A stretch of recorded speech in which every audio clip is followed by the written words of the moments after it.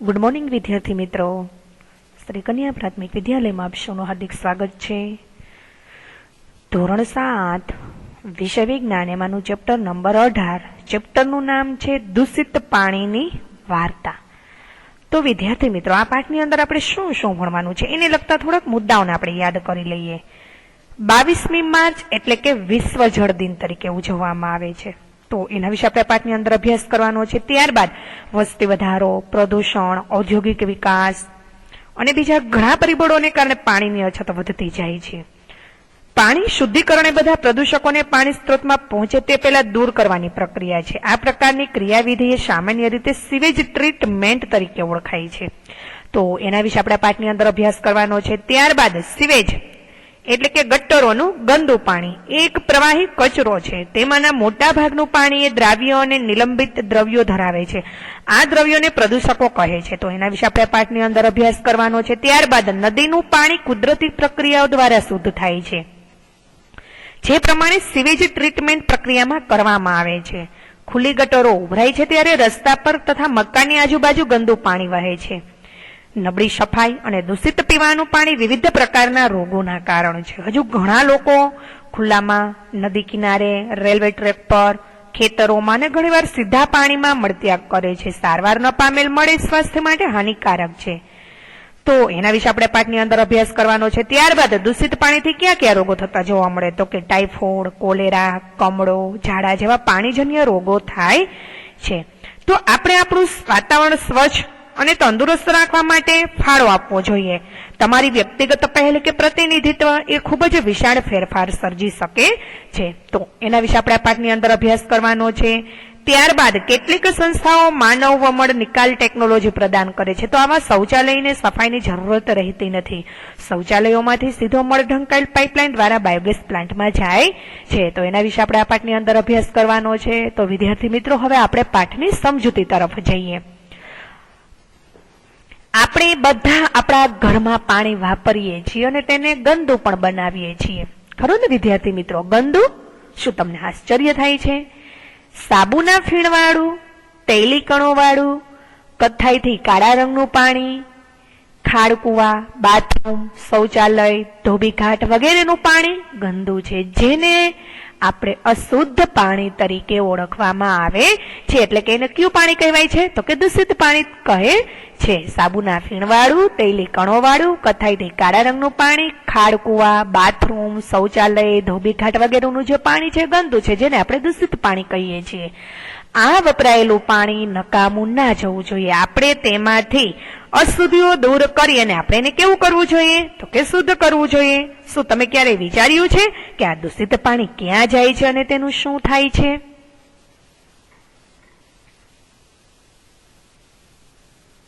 હવે તમને અહીંયા કહ્યું છે 18.1માં કે પાણી આપણી જીવાદોરી. તો વિદ્યાર્થી મિત્રો, સ્વચ્છ પાણી એ મનુષ્યની પાયાની જરૂરિયાત છે. તો ચાલો આપણે શુદ્ધ પાણીના ઉપયોગોની યાદી બનાવીએ. હવે તમને અહીંયા કહ્યું છે કે અહીં પાણીના ઉપયોગ અંગેનું એક ઉદાહરણ આપેલું છે અને તમે બીજા એની અંદર ઉદાહરણ ઉમેરી શકો છો. હવે અહીંયા તમને કહ્યું છે કે સ્વચ્છ પાણીના ઉપયોગો. તો તમને નીચે કહ્યું છે કે પીવા માટે, ત્યારબાદ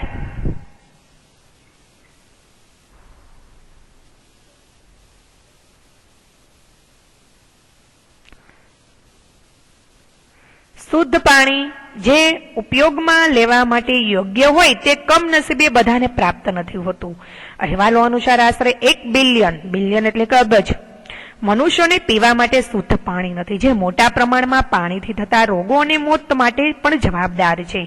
તો તમે પ્રકરણ 16માં એના વિશે અભ્યાસ કર્યો તે મુજબ કન્યાઓ અને સ્ત્રીઓ કેટલા કિલોમીટર ચાલીને પાણી એકઠું કરે છે, આપણે પાઠ 16 ની અંદર અભ્યાસ કરી ગયા. શું તે માનવીના મોભા માટે ગંભીર સમસ્યા નથી? તમે પ્રકરણ 16માં અભ્યાસ કર્યો કે વસ્તી વધારો, પ્રદૂષણ, ઔદ્યોગિક વિકાસ, ગેરવ્યવસ્થા અને બીજા ઘણા પરિબળોને કારણે પાણીની અછત વધતી જાય છે. તાકીદની પરિસ્થિતિને ધ્યાનમાં લઈને કે વિશ્વ જળ વિશ્વ જળ દિન 22 માર્ચ 2005 યુનાઇટેડ નેશન્સની સામાન્ય સભામાં 2005-15 સમયગાળાને જીવન માટે પાણીની કાર્યવંતી કરવા આંતરરાષ્ટ્રીય દશકા તરીકે નક્કી કરવામાં આવ્યો. આ દશકા દરમિયાન જે લોકો શુદ્ધ પાણી પીવાથી વંચિત રહી જાય છે તેમની સંખ્યા અડધીથી ઓછી કરવાનો હતો. આ હેતુનું એટલે કે પાણીનું શુદ્ધિકરણ,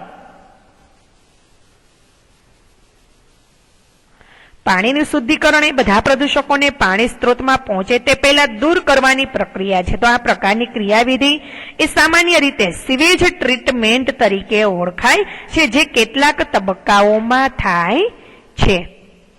હવે તમને અહીંયા કહ્યું છે 18.2 ની અંદર કે સુએજ એ શું છે.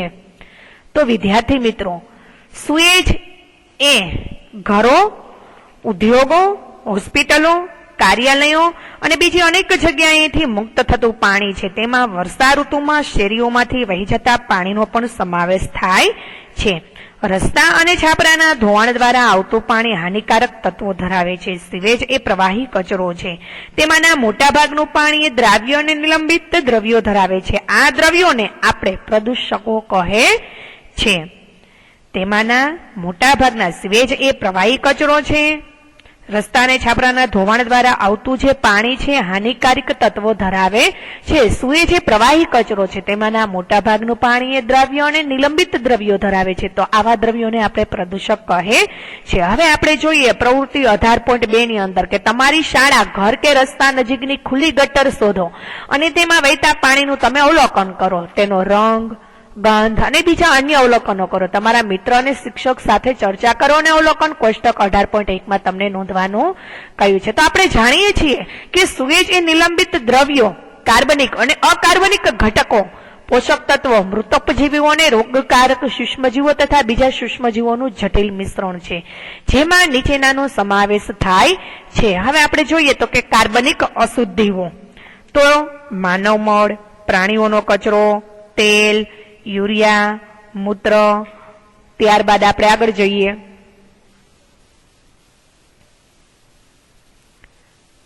જંતુનાશકો, વનસ્પતિ નાશકો, ફળો અને શાકભાજીનો કચરો વગેરે એ બધા કાર્બનિક અશુદ્ધિઓ છે. ત્યારબાદ અકાર્બનિક અશુદ્ધિઓ તો કે નાઇટ્રેટ, ફોસ્ફેટ, ધાતુઓ.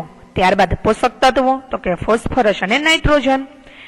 ત્યારબાદ બેક્ટેરિયા કે જે કોલેરા અને ટાઇફોઇડ માટે કારણભૂત છે. ત્યારબાદ અન્ય સૂક્ષ્મજીવો જે મરડા માટે કારણભૂત ગણાવી શકાય છે. હવે ત્યારબાદ આપણે આગળ સમજીએ. તમને અહીંયા કહ્યું છે 18.3 ની અંદર કે પાણી તાજગી સભર બનાવે છે. એક મહત્વપૂર્ણ પ્રવાસ. તો જોઈએ કે ઘરોમાં અથવા બહુમાળી મકાનોમાં સામાન્ય રીતે પાઇપોમાં એક સમૂહ દ્વારા પાણી આવે છે અને બીજી પાઇપોથી ગંદુ પાણી બહાર જાય છે. અંદાજ લગાવો કે તમે જમીનમાં જોઈ શકો છો. આપણે પાઇપના આવા નાના મોટા જાડા જોઈ શકીએ છીએ, જેને આપણે શું કહીએ છીએ તો કે ગટર કહે છે, જે ગટર વ્યવસ્થા રચે છે. આ એક પ્રકારની વાહન વ્યવહાર જેવી વ્યવસ્થા છે, જેમાં ગંદા પાણીના ઉદ્ભવ સ્થાનથી પાણીને નિકાલ વ્યવસ્થાના છેડા સુધી લઈ જવાય છે. એટલે કે તેને ટ્રીટમેન્ટ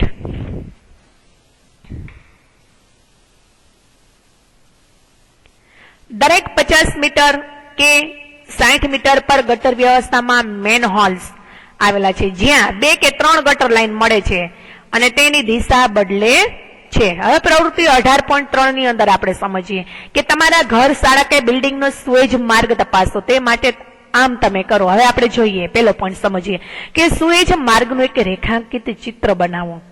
ત્યારબાદ શેરીઓમાં તપાસ કરો અથવા તો ગટર લાઈનો જ્યાં મળતી હોય તેવા મેન હોલ્સની સંખ્યા નોંધો.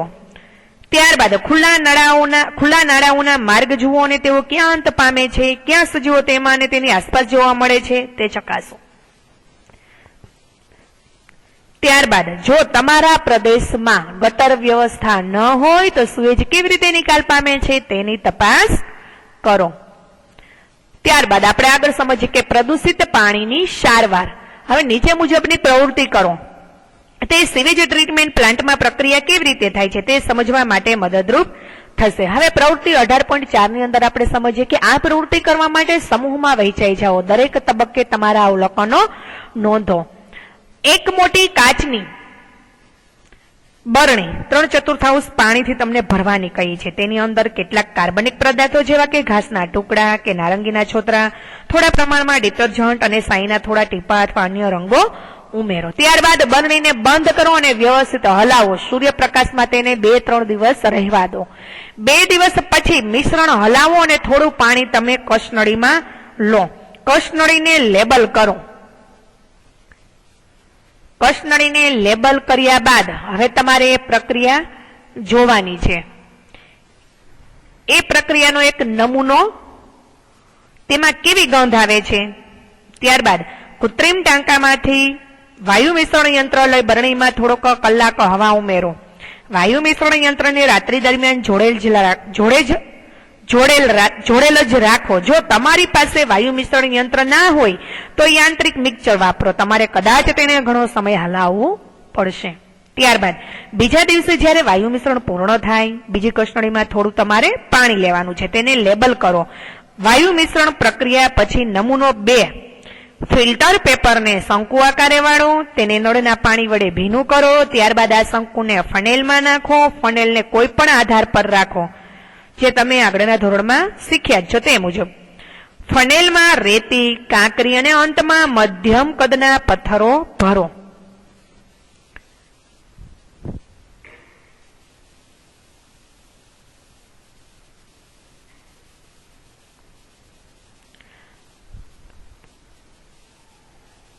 હકીકતમાં ગારણ એકમના ફિલ્ટર પેપર વપરાતું નથી, પરંતુ રેતીનું ફિલ્ટર કેટલાક મીટર ઊંડું હોય છે। ત્યારબાદ બાકી વધેલું વાયુયુક્ત પાણી બીકરમાં ફિલ્ટર દ્વારા રેડો। પ્રવાહીને ફિલ્ટર ઉપરથી ઉભરાઈ જવા ન દો। જો ગળાઈ ગયેલું પાણી સ્વચ્છ ન હોય તો જ્યાં સુધી સ્વચ્છ પાણી ન મળે ત્યાં સુધી ગાળણની જે પ્રક્રિયા છે તમારે ચાલુ રાખવાની છે। હવે આ ગળાઈ ગયેલું પાણી ત્રીજી કસનળીમાં રેડો અને કસનળીને ગાળણ પામેલા નમૂના 3 એવી રીતના તમે લેબલ કરો। ગાળણ પામેલ પ્રવાહીને ચોથી કસનળીમાં લો, તેમાં ક્લોરીનની ગોળીઓ નાખો। જ્યાં સુધી પાણી ચોખ્ખું ન થાય ત્યાં સુધી પ્રવાહીને વ્યવસ્થિત રીતે હલાવો। કસનળીને ક્લોરીનની પ્રક્રિયા પામેલ નમૂનો 4 એમ લેબલ કરો। બધી જ કસનળીઓનું કાળજીપૂર્વક અવલોકન કરો। તેને ચાખતા નહીં હો, માત્ર તેને તમારે સૂંઘવાનું જ છે, એટલે કે સૂંઘો। હવે તમે આગળ જુઓ, તમને અહીંયા નીચે આકૃતિ આપેલી છે। આકૃતિ 18.2 ની અંદર ગાળણ પ્રક્રિયા જો તમને જોઈ શકો છો, જે આકૃતિમાં ગાળવાની પ્રક્રિયા થઈ રહી છે। હવે તમને અહીંયા કહ્યું છે કે વાયુ તબક્કામાંથી પ્રવાહીને પસાર કર્યા બાદ તમને પ્રવાહીના દેખાવમાં શું જોવા મળે છે। તો વિદ્યાર્થી મિત્રો, વાયુ તબક્કામાંથી પ્રવાહીને પસાર કર્યા બાદ પ્રવાહીમાં ઘન કચરો ઓછો થવાથી પ્રવાહીનો દેખાવ જે છે એ કેવો થાય છે તમને? તો કે બદલાય છે। ત્યારબાદ બીજો પ્રશ્ન આપણે સમજીએ કે શું વાયુ મિશ્રણ કર્યા બાદ ગંધમાં ફેરફાર જોવા મળે છે? તો કે વાયુ મિશ્રણ પસાર કર્યા બાદ તેની ગંધ થોડી ઓછી થઈ જાય છે। ત્યારબાદ આગળનો પ્રશ્ન કે રેતીના ફિલ્ટર વડે આપણે શું દૂર કરી શક્યા? રેતીના ફિલ્ટર વડે આપણે ગાળતા કચરો દૂર થાય છે। ત્યારબાદ શું ક્લોરીનથી રંગ દૂર કરી શકાયો? ક્લોરીનથી પાણીનો રંગ દૂર થાય છે। ત્યારબાદ આગળનો પ્રશ્ન કે શું ક્લોરીનને ગંધ હોય છે? શું તે નકામા પાણીની ગંધ કરતા પણ ખરાબ છે? તો કે ક્લોરીનને ગંધ હોય છે, તેનું પ્રમાણ ઓછું હોવાથી ખાસ ગંધ લાગતી નથી। ત્યારબાદ આપણે આગળનો પોઈન્ટ સમજીએ। 18.4 માં તમને કહ્યું છે કે વેસ્ટ વોટર ટ્રીટમેન્ટ પ્લાન્ટ। હવે એમાં આપણે સમજીએ કે પ્રદૂષિત પાણીના શુદ્ધિકરણની પ્રક્રિયામાં ભૌતિક, રાસાયણિક અને જૈવિક પ્રક્રિયાનો સમાવેશ થાય છે।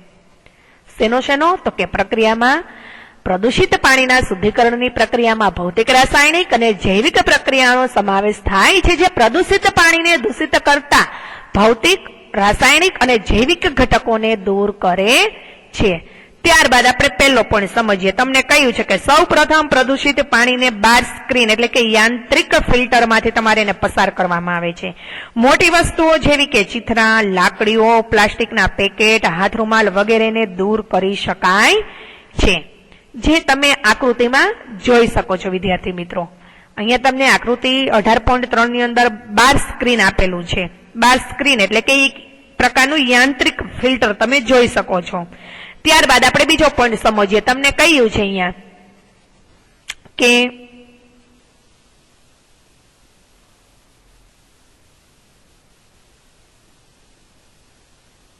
આજે 18.3 ની આકૃતિ તમે જોઈ શકો છો. એ બાર સ્ક્રીન છે એટલે કે એક યાંત્રિક ફિલ્ટર જે છે. ત્યારબાદ પાણી પછી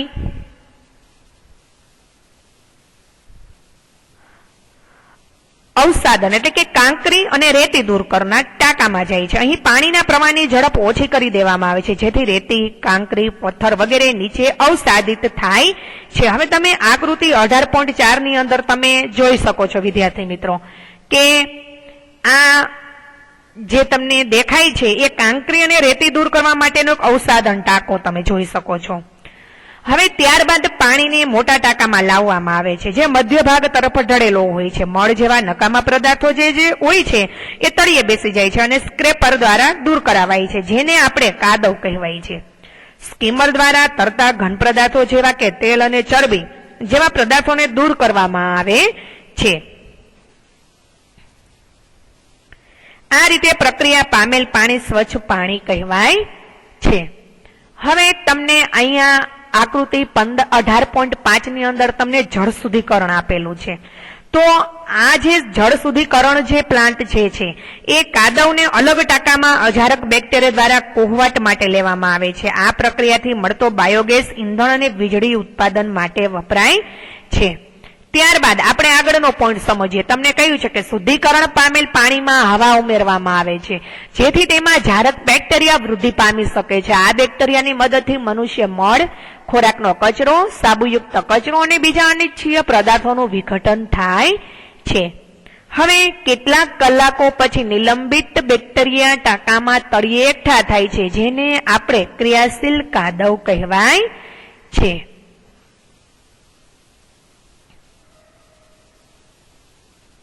જે તમે 18.6 માં એરેટરમાં તમે જોઈ શકો છો વિદ્યાર્થી મિત્રો. ત્યારબાદ હવે તમને અહીંયા આગળ કહ્યું છે કે ત્યારબાદ પાણીને ઉપરથી દૂર કરવામાં આવે છે. ક્રિયાશીલ કાદવમાં 97% પાણી છે. હવે પાણીને રેતી સુકવણી પથારી અથવા તો મશીન દ્વારા દૂર કરવામાં આવે છે. સુકાયેલ કાદવ ખાતર તરીકે વપરાય છે જે જમીનમાં પોષક દ્રવ્યો અને કાર્બનિક પદાર્થો ઉમેરે છે. તો પ્રક્રિયા પામેલ પાણીમાં ખૂબ જ ઓછા કાર્બનિક પદાર્થો અને નિલંબિત દ્રવ્યો હોય છે. હવે તેને સમૃદ્ધ નદી અથવા તો તળાવ, સમુદ્ર, નદી અથવા તો તળાવ કે જમીન પર છોડવામાં આવે છે. કુદરત ફરીથી તેને શુદ્ધ કરે છે. કેટલીક વાર પાણીને મુક્ત કરતા પહેલા જંતુરહિત બનાવવા માટે ક્લોરીન અથવા તો ઓઝોન જેવા રસાયણો ઉમેરવામાં આવે છે. હવે તમને અહીંયા કહ્યું છે 18.5 ની અંદર કે એક જાગૃત નાગરિક બનો. તો કચરો ઉત્પન્ન થવો એ માનવ પ્રવૃત્તિઓનો કુદરતી ભાગ છે પરંતુ આપણે ઉત્પન્ન થતા કચરાને મર્યાદિત રાખી શકીએ અને તેનો જથ્થો પણ ઘટાડી શકીએ.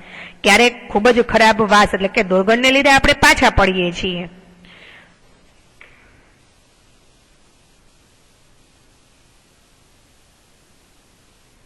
હવે અહીંયા ખુલ્લી ગટરોનું દ્રશ્ય એ અકળાવે તેવું હોય છે. વર્ષા ઋતુમાં જ્યારે ગટરો ઉભરાય છે ત્યારે પરિસ્થિતિ વણસી જાય છે. આપણને કાદવથી ભરેલા રસ્તા પરથી પસાર થવામાં મુશ્કેલી પડે છે. બિનઆરોગ્યપ્રદ અને અસ્વસ્થ કરનારી પરિસ્થિતિઓને હાવી થાય છે. માખીઓ, મચ્છરો અને અન્ય કીટકો પ્રજનન દ્વારા વિકાસ પામે છે. જો તમે મ્યુનિસિપાલિટી અથવા તો ગ્રામ પંચાયતને આ બાબતે જાણ કરો તો તમે એક જાગૃત નાગરિક બની શકો છો. તેમને ખુલ્લી ગટરો ઢાંકવા પર તમે દબાણ કરો. જો કોઈ પણ ઘરનું ગંદુ પાણી પડોશીના ઘરની આસપાસ ગંદકી કરતું હોય તો તમારે તેમને બીજાના સ્વાસ્થ્ય વિશે વિચારવા માટે એક વિનંતી કરવી જોઈએ. હવે 18.6 ની અંદર તમને કહ્યું છે કે સારી ગૃહ વ્યવસ્થા માટેનો મહાવરો. તો ઘરના કચરાની અથવા પ્રદૂષકોની માત્રા ઘટાડવા માટે તમારે તે કચરો ક્યાં મુક્ત કરવામાં આવી રહ્યો છે તેનું તમારે ધ્યાન રાખવું જોઈએ. હવે અહીંયા તમને પેલો પોઈન્ટ કહ્યો છે કે ખાદ્ય તેલો અને ચરબીને ગટરમાં ના ખાલી કરવા જોઈએ, એટલે કે ખાદ્ય તેલો જે છે અને ચરબીને ગટરમાં આપણે ખાલી ન કરવા જોઈએ, તે પાઇપમાં જામી જાય છે અને તેને બંધ કરી દે છે. જો ખુલ્લી જમીનમાં આવા પદાર્થો નાખવામાં આવે તો તે જમીનના છિદ્રોને બંધ કરી દે છે અને પાણીના ગાળણ પ્રક્રિયાની અસરકારકતાને ઘટાડે છે. તેલ અને ચરબીને આપણે કચરા પેટીમાં નાખવા જોઈએ. ત્યારબાદ રંગકો, દ્રાવકો, જંતુનાશક, મોટર ઓઇલ, દવાઓ જેવા રસાયણો પાણીના શુદ્ધિકરણના એટલે કે શુદ્ધિકરણમાં મદદ કરતા સૂક્ષ્મ જીવોને મારી નાખે છે. તેથી તેને સીધા ગટરોમાં નાખવા ન જોઈએ અથવા તો ફેંકવા ન જોઈએ. ત્યારબાદ વપરાયેલ ચાની પત્તીઓ, વધેલી ખાદ્ય સામગ્રી, નરમ રમકડા, કપાસ અને સ્વચ્છતા માટેના ટુવાલ વગેરેને કચરા ટોપલીમાં જ આપણે નાખવા જોઈએ. તમે વિદ્યાર્થી મિત્રો અહીં ચિત્રમાં જોઈ શકો છો 18.7 ની અંદર કે સિંકમાં બધી જ વસ્તુઓ ન નાખો એમ. ત્યારબાદ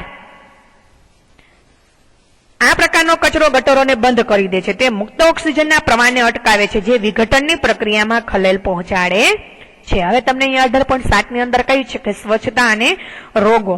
તો નબળી સફાઈ અને દૂષિત પીવાનું પાણી વિવિધ પ્રકારના એક રોગોનું કારણ છે. તો ચાલો આપણે આપણા પોતાના દેશ તરફ નજર ફેરવીએ. ઘણા લોકો હજુ પણ ગટર સુવિધાથી વંચિત છે. તેઓ આવી પરિસ્થિતિમાંથી ક્યારે છુટકારો મેળવશે? તો વિદ્યાર્થી મિત્રો, ખૂબ જ વધુ પ્રમાણમાં લોકો ખુલ્લામાં, નદી કિનારે, રેલવે ટ્રેક પર, ખેતરોમાં અને ઘણીવાર સીધા પાણીમાં મળતિયાગ કરે છે. સારવાર ન પામેલ મળ એ સ્વાસ્થ્ય માટે હાનિકારક છે. તે જળ પ્રદૂષણ તથા ભૂમિય પ્રદૂષણ કરી શકે છે. સપાટીય પાણી અને ભૂગર્ભીય જળ બંને પ્રદૂષિત થાય છે. પ્રકરણ 16 ની અંદર તમે શીખ્યા મુજબ ભૂગર્ભીય જળ એ કુવા, ટ્યુબવેલ, ઝરણા અને નદીઓ માટે એક મહત્વનો સ્ત્રોત છે. આથી ભૂગર્ભીય જળ એ પાણીથી ફેલાતા રોગો માટેનો એક સામાન્ય માર્ગ છે, જેમાં એના કારણે આપણને ઘણા બધા રોગો થઈ શકે છે, જેમ કે કોલેરા, ટાઇફોઇડ, પોલિયો, મગજનો તાવ, કમળો અને ઝાડા વગેરેનો સમાવેશ થઈ શકે છે. ત્યારબાદ આપણે આગળનો પોઈન્ટ સમજીએ. તમને કહ્યું છે 18.8 ની અંદર કે સુએજ નિકાલ માટેની વૈકલ્પિક વ્યવસ્થા. તો આમાં સમજીએ આપણે કે સ્વચ્છતામાં વધારો કરવા માટે સ્થળ પર એટલે કે ઓન સાઇટ નિકાલ પ્રણાલીઓને ઉત્તેજન આપવામાં આવ્યું છે. દાખલા તરીકે આપણે સમજીએ કે મળ છે, ટાંકા એ રાસાયણિક શૌચાલયો અને ખાતર માટેના ખાડાઓ એટલે કે ઉકરડાઓ વગેરે જ્યાં ગટર લાઈન જ ન હોય તેવી જગ્યાઓ અને હોસ્પિટલો, અલગીકરણ પામેલ બહુમાળી મકાનો અથવા 4 કે 5 ઘરના સમૂહો હોય ત્યાં મળ ટાંકા આશીર્વાદરૂપ છે. કેટલીક સંસ્થાઓ સ્વાસ્થ્યપ્રદ ઓનસાઇટ માનવ મળ નિકાલ ટેકનોલોજી પ્રદાન કરે છે. તો આવા શૌચાલયોને સફાઈની જરૂરત નથી રહેતી. શૌચાલયોમાંથી મળ સીધો ઢંકાયેલ પાઇપલાઇન દ્વારા બાયોગેસ પ્લાન્ટમાં જાય છે. તો આ રીતે ઉત્પન્ન થયેલ બાયોગેસ એ ઉર્જાના સ્ત્રોત તરીકે ઉપયોગી છે. હવે તમને અહીંયા કહ્યું છે 18.9 ની અંદર કે જાહેર જગ્યા પર સ્વચ્છતા, કે જાહેર જગ્યાઓ પર સ્વચ્છતા કેવી હોવી જોઈએ? તો કે આપણા દેશમાં સમયાંતરે મેળાઓનું આયોજન થતું હોય છે. મોટી સંખ્યામાં લોકો તેમાં ભાગ પણ લે છે. તો આવી જ રીતે રેલવે સ્ટેશન, બસ સ્ટોપ, હવાઈ મથકો, હોસ્પિટલો વગેરે પણ વ્યસ્ત રહેતા સ્થળો છે. દરરોજ હજારો લોકો મુલાકાત લેતા હોય છે. તેથી અહીં વિશાળ માત્રામાં કચરો ઉત્પન્ન થાય છે. તો તેનો નિકાલ વ્યવસ્થિત રીતે થવો જ જોઈએ, નહીતર રોગચાળો ફેલાઈ શકે છે. તો સરકારે તેના માટે કેટલાક ધોરણો નિર્ધારિત કરેલ છે, પરંતુ કમનસીબે તેઓ કડકપણે અમલીકરણ પામ્યા નથી. આમ તો આપણામાંથી બધા જાહેર સ્થળો પર સ્વચ્છતા જાળવવા માટે મહત્વનો ફાળો આપી શકે છે. આપણે કચરો જે છે આપણે ગમે ત્યાં ફેંકવો ન જોઈએ, ગમે ત્યાં આપણે ગંદકી ન કરવી જોઈએ. જો આજુબાજુ કચરાપેટી જોવામાં ન આવે અથવા તો આપણને કચરાપેટી ક્યાંય ન જોઈએ તો આપણે કચરો જે છે એ ક્યાં લઈ જવો જોઈએ? તો કે ઘરે લઈ જવો જોઈએ. અને તેને આપણે ક્યાં નાખવો જોઈએ? તો કે કચરાપેટીમાં જ નાખવો જોઈએ. હવે ત્યારબાદ તમને કહ્યું છે કે તારો, તો આપણે આપણું વાતાવરણ સ્વચ્છ અને તંદુરસ્ત રાખવા માટે આપણે ફાળો આપવો જોઈએ. તમને પાણીના સ્ત્રોતને સ્વસ્થ સ્થિતિમાં રાખવાની જવાબદારીનું ભાન હોવું જોઈએ. સારી સ્વચ્છતાભર પદ્ધતિઓ અપનાવવી એ આપણી જીવનશૈલી હોવી જોઈએ. તમારી વ્યક્તિગત પહેલ કે પ્રતિનિધિત્વ એ ખૂબ જ વિશાળ ફેરફાર સર્જી શકે છે. તો તમારી શક્તિ વિચાર અને આશાઓથી અન્યને અભિભૂત કરવું. લોકોના સહિયારા પ્રયાસોથી ઘણું બધું થઈ શકે છે. સામૂહિક કાર્યોમાં અદ્ભુત શક્તિ સમાયેલ છે. તેથી જ મહાત્મા ગાંધીએ કહ્યું છે કે માનવીઓને ઉજાડની ક્રિયાઓને અપનાવવા માટે કોઈ અન્યની રાહ જોવાની જરૂર નથી. તો વિદ્યાર્થી મિત્રો, આપણે જ્યાં ત્યાં કચરો ન ફેંકવો જોઈએ, જ્યાં ત્યાં આપણે ગંદકી ન કરવી જોઈએ અને કચરો હંમેશા આપણે કચરા પેટીમાં જ નાખવો જોઈએ. તો વિદ્યાર્થી મિત્રો, આ પાઠ આપણો અહીં પૂર્ણ થાય છે. આ પાઠનું જે સ્વાધ્યાય તમને આપેલું છે એ સ્વાધ્યાય તમારે તમારી પાકી નોટબુકમાં લખવાનું રહેશે. Thank you.